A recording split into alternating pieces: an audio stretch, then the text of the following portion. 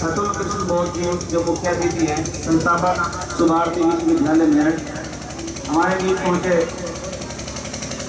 नगर पालिका कैराना के अध्यक्ष हाजी चेयरमैन एसएम साहब और मंचासीन सभी अतिथि से अनुरोध है कि वो मूर्ति का अनावरण करने के लिए मंच पर पहुंचे। सभी साथी ज्यादा भीड़ में आ गए।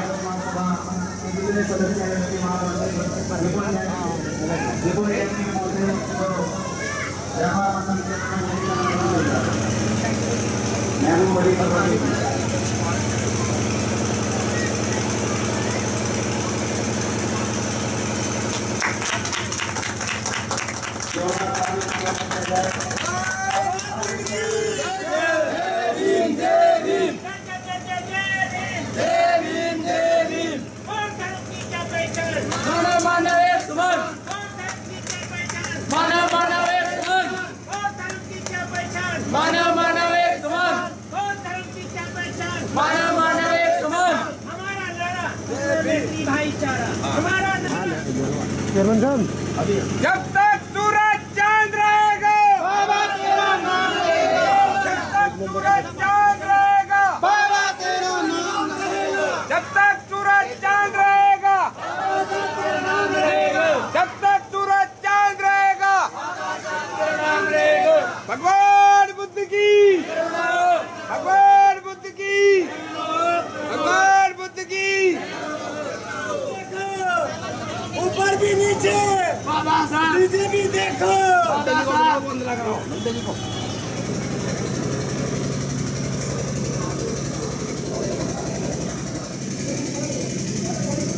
जोरदार ताली,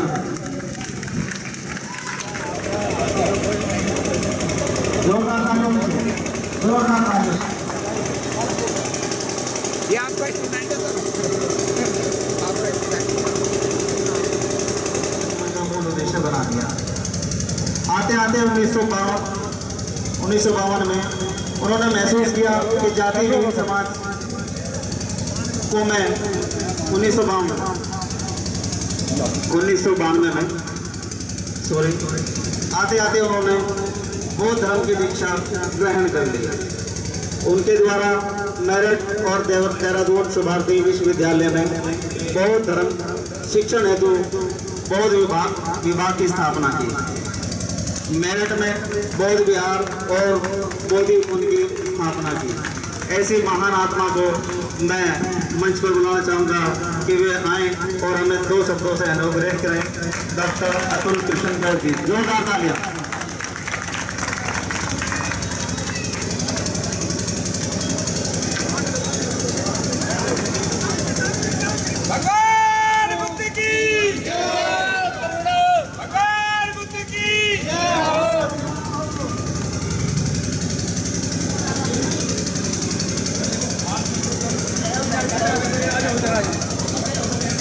आज के इस कार्यक्रम के अध्यक्ष माननीय धनीराम जी, कैराना के चेयरमैन अनवर साहब, व्यापार संघ के पदाधिकारी जैन साहब, मंचासीन मातृशक्ति एवं अन्य मनीषीगण, इस सभा में उपस्थित सभी उपासकों उपासिकाओं एवं विभिन्न मान्यताओं के रखने वाले सभी बंधुओं और बहनों, आप सबको आज वैशाख पूर्णिमा के दिन मैं श्रद्धापूर्वक नमो बुद्धाय कहता हूँ और नमो बुद्धाय के साथ जय भीम भी मैं आपको कहता हूँ, क्योंकि आज जो मैं यहाँ पर नमो बुद्धाय कहने की स्थिति में हूँ उसका मुख्य कारण हमारे डॉक्टर भीमराव अंबेडकर साहब हैं, जिनकी वजह से आज हम ये वैशाख पूर्णिमा का शुभ अवसर यहाँ पर मना रहे हैं और यहाँ पर हमने मूर्ति स्थापित की। मैं इस पूरे क्षेत्रवासियों को और विशेष रूप से रतनपाल जी को, अजय जी को, देवेंद्र जी को और इस प्रयोजन में लगे हुए तमाम उन लोगों को जिन्होंने अपना विभिन्न रूप से सहयोग दिया।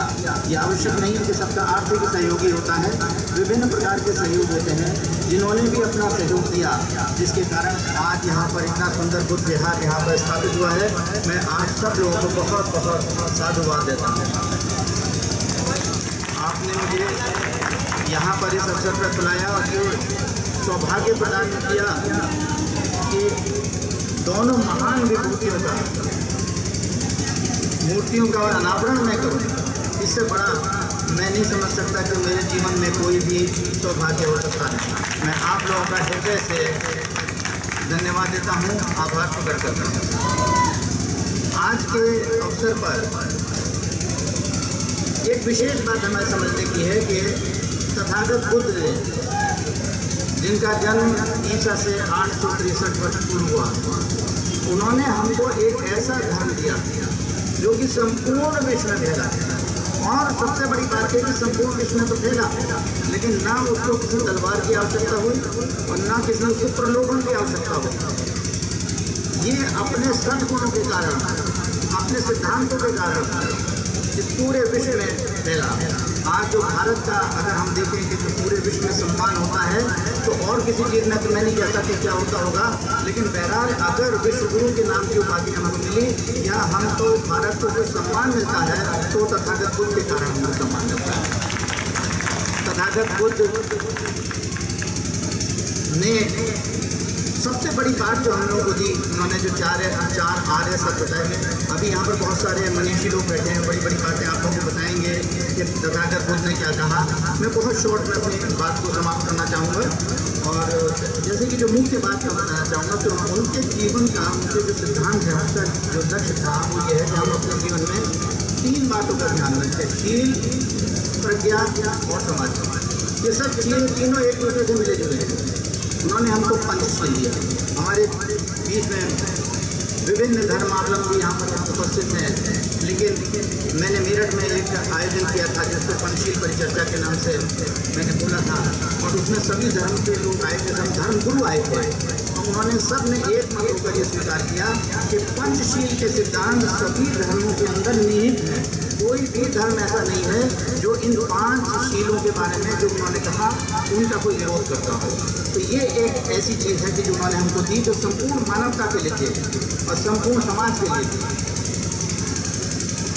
उसके अतिरिक्त जो बहुत ही महत्वपूर्ण चीज़ उन्होंने हमको दी, वो उन्होंने हमको दिए 4 ब्रह्म विहार, जिनको कि हम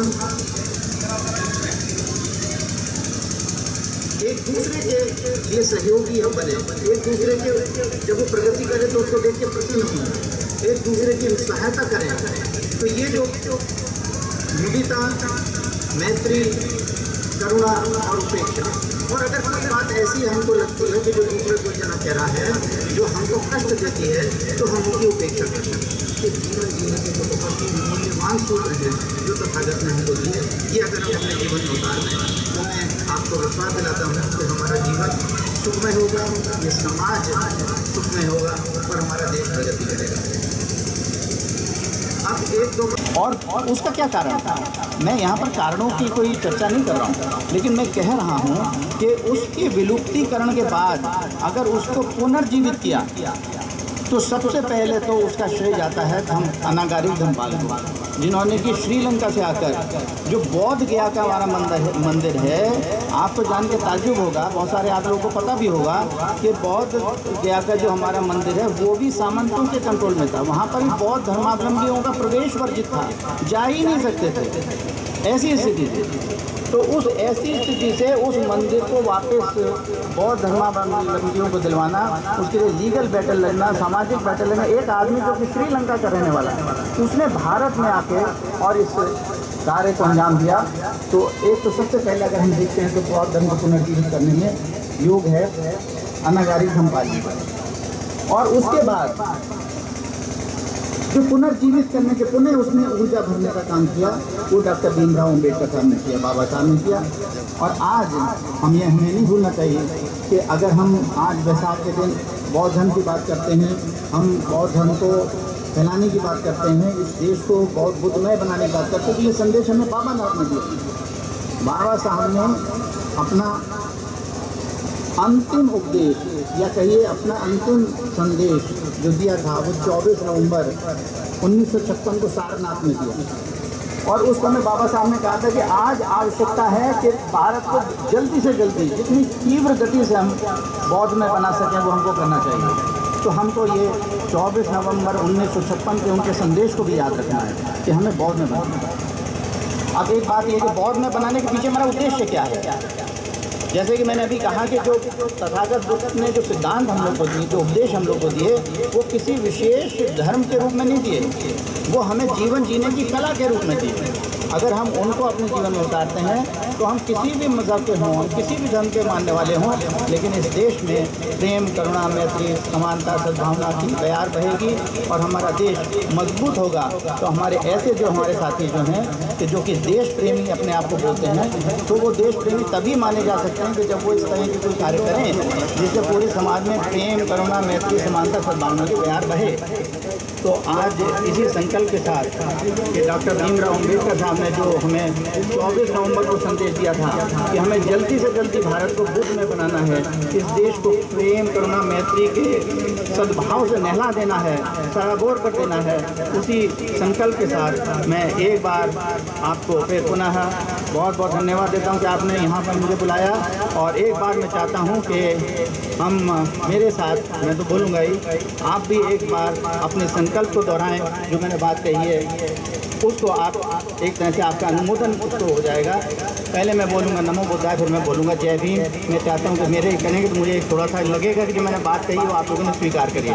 नमो बुद्धाय, जय भीम। बहुत बहुत धन्यवाद। जय।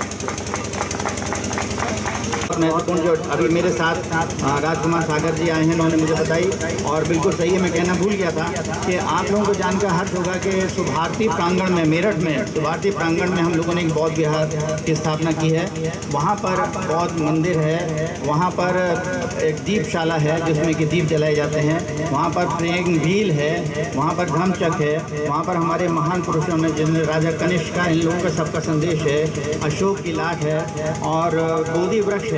इन सब अच्छी चीज़ों के साथ साथ आज हम लोगों ने इस पर्व को मनाने के लिए एक बुद्ध मेले का आयोजन किया है, जो 16 तारीख को 17 तारीख को वहाँ पर आयोजित किया जा रहा है सुभारती के प्रांगण में। शाम को 6 बजे से रात को 10 बजे तक चलेगा ये दोनों दिन। यहाँ पर आपको अच्छी अच्छी किताबें भी आपको देखने को मिलेंगी और बुद्ध सामग्री भी आपको मिलेगी। तो आप लोगों से मैं निवेदन करता हूँ और निमंत्रण देता हूँ कि आप लोग वहाँ पर आके धन लाभ भी उठाइए और जो बच्चे हैं वो जो मनोरंजन भी प्राप्त करें। तो इस निमंत्रण के साथ एक बार पुनः धन्यवाद।